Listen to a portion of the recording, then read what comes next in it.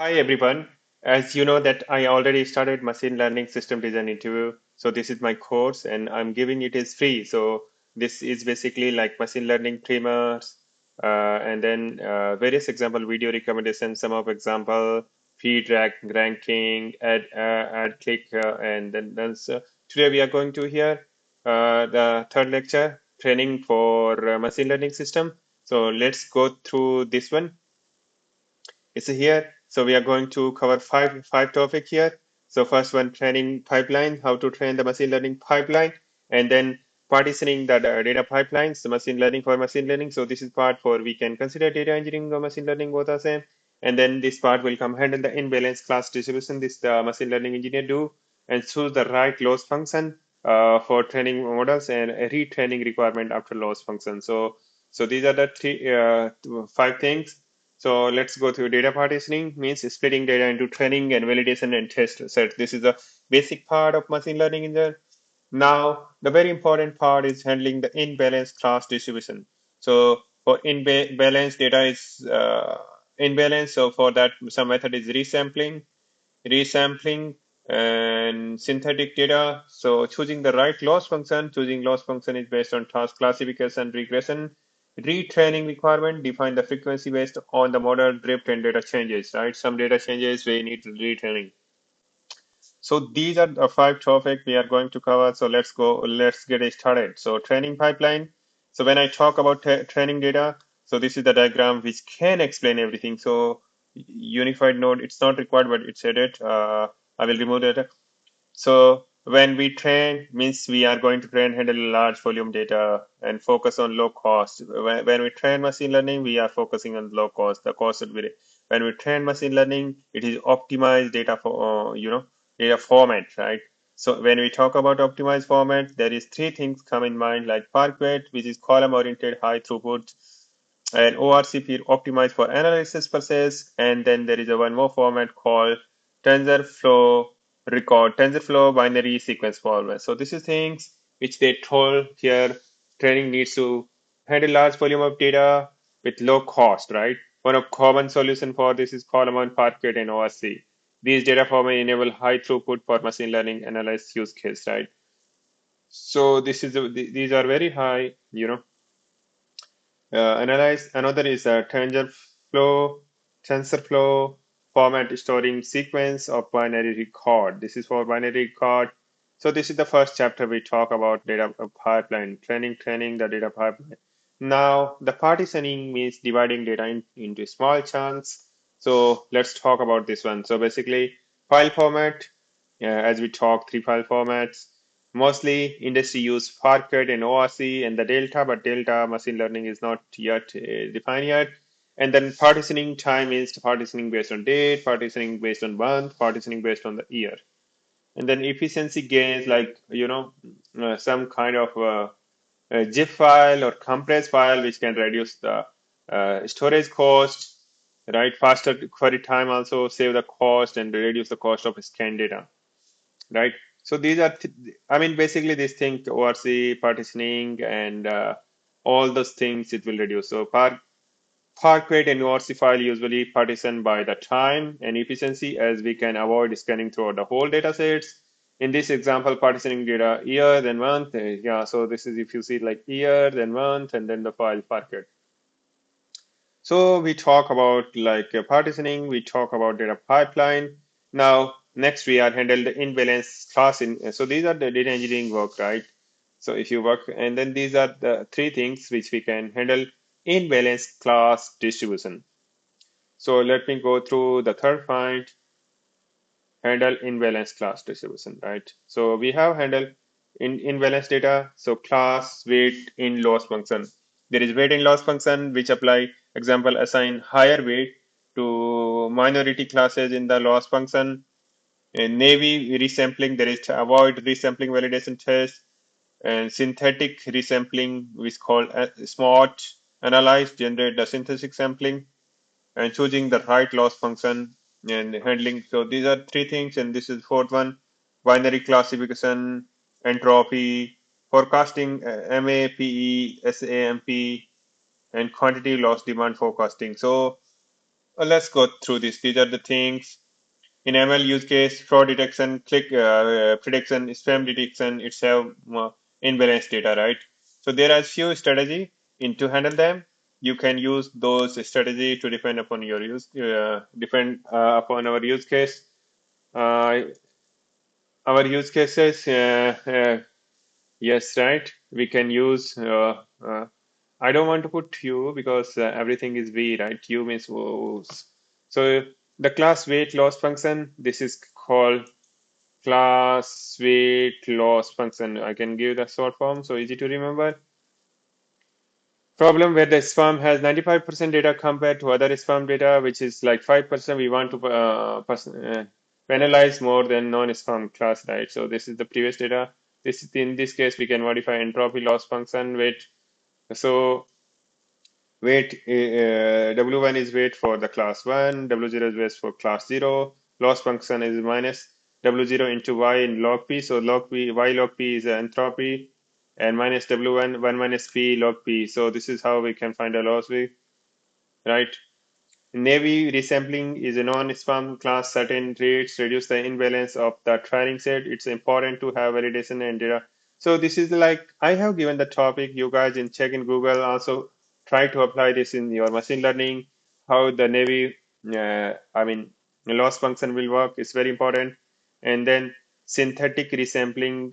It is also called SMART, synthetic minority oversampling technique. SMART. This consists of synthetic element for the minority class based on those that I'm going to have another class, all this function in the details with example. So I will, guys, please you like this one or follow up. So whenever I have, I can, add URL here.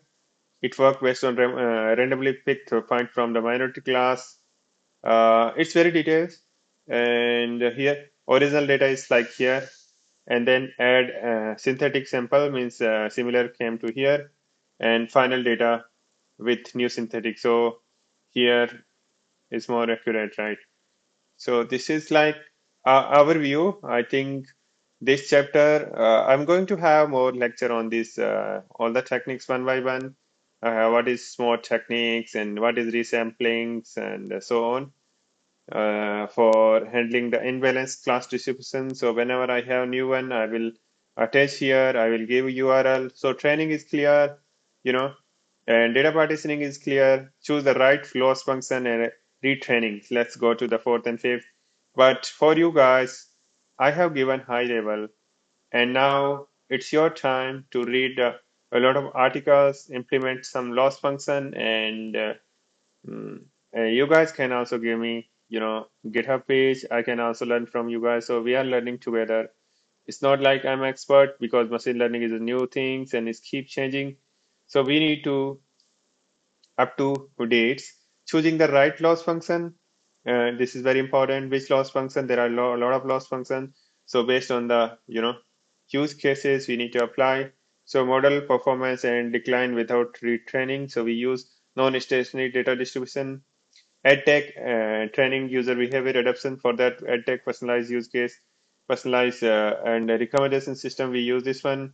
Design consideration balance between model complexity and training, scalability large set, retraining scalability. So this is like high level IQ, depend upon use case when you deciding the loss function. Yeah, the binary classification most popular is the cross entropy. So this is the one of. So I'm going to have one more lecture or various lecture like what is cross entropy. Yeah, Facebook normalization we use there's a log loss, right, and so on. In factor of problem like mean absolute percentage error, MAPE. There are various things like I'm going to have, but this is the high level mean absolute percentage error, MAPE, then synthetic absolute percentage error, SMPE, right? So mean absolute like 80 minus FT divided by 80, and T start to a number of synthetic absolute percentage error.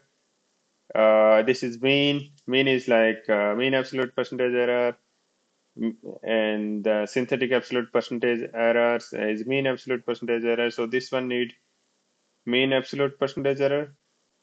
N is number of data, it is actual data, F is a forecast value. So when you using machine learning, basically what like actual value, forecast value, and then you see the difference, and that's the machine learning, right? Other companies like machine learning, deep learning for the forecast problem. For example, Uber use many different algorithms like recurrent neural network (RNN), gradient boosting, tree, support vector regression, right?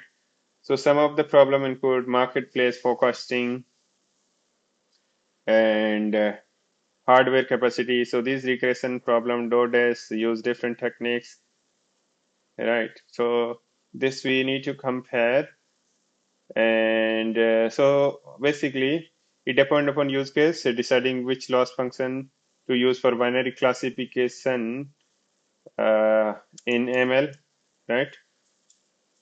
And popular entropy. So cross entropy is one of popular.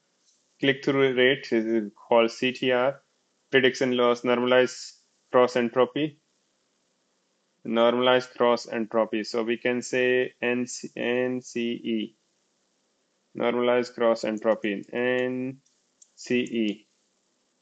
Okay. Log loss makes the loss sensitive to background of sensitive. In forecast problem, use mean absolute percentage. MAPE and synthetic. Okay, so this is the things for MPE, and so mean historical percentage errors as below. Formula you need to remember, or I will give how it work, how it come, because we also need mathematics. And sometime I change my article based on teaching, and yeah. So other companies like machine learning, deep learning, forecast problem. For example, Uber use many different RCN. So we call RNN, recurrent neural network, and gradient boosting tree. Gradient boosting tree is very important. So these are machine learning. You guys remember the name, so it will be helpful for you. Machine learning boosting GB tree. Okay, GBT. Support vector regression, support vector machine, and this is support vector regression. So support vector regression SVR for various problem, right? So these are techniques they use. Some people include marketplace forecasting, hardware capacity, and planning in marketing. For the regression problem, DoorDash company is used quantitative loss forecast food delivery demands. So they use different quantity loss function is like this max of alpha y minus y bar minus y 1 minus alpha y minus. So this is okay. Retraining. This is very important. Now we did loss function, we did train, we did partition. Now we are doing retraining, right? Non-stationary data distribution, key use cases, and design consideration, and the common retraining platform like use scheduler regular retraining, frequency many per day. It's like how many times you need to train. EdTech recommendation and personalized use case. It is important a model to capture low changes behavior, and like if you deploy, and then user keep changing, right? So we need to retrain. So machine learning make you the training. Uh, Yeah, so these are important with big data. When you design a system, a behavior model, complexity training, say a common design pattern, the scheduler retrain the model and regular basis usually. So guys, let's learn together, right? I'm not expert, but together I believe we can become an expert. So if you guys very interested, please follow me. My name is here. You can see search on. This is the course which I'm going to planning to make the machine learning system design and building a scalable system. So this course I have everything machine learning framework. In this course we have 4 chapter, and then video recommendation, feed ranking, ad click prediction, rental search ranking, estimated food delivery time, and who can learn data engineer. I mean they have machine learning engineer, everyone can, but I'm also trying to learn. You guys also can learn. So please join with me. Thank you for watching.